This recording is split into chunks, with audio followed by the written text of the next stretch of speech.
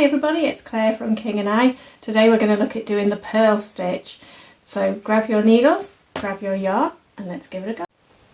Okay, so we've looked at casting on, we've looked at the knit stitch.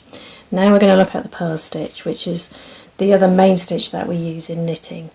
So it's kind of back to front to the knit stitch. So with the knit stitch we work with our working yarn behind the needle and we insert from front to back this way, don't we?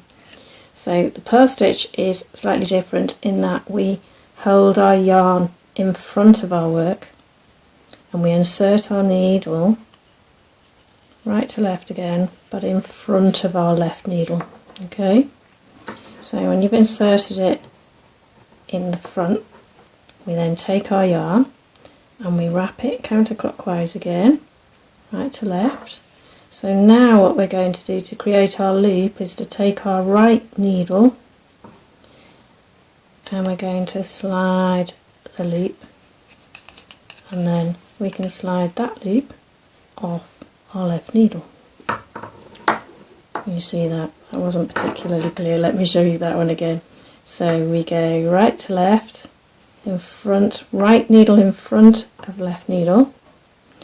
We take our yarn, we go counterclockwise, around, right to left. So you can see there, that's the start of the loop. We then slide the point of our right needle through and take that off. Let me show you that again.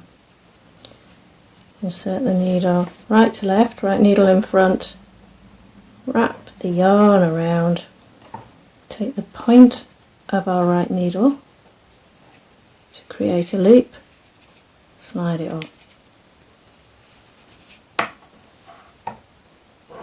Right.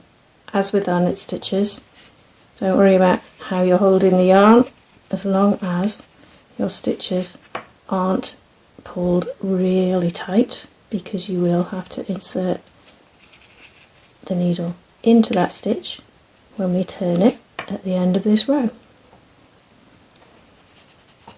Now what I have done between this video and the last video is I have knitted a couple of knit rows and some purl rows, so you can see the difference between the different stitches.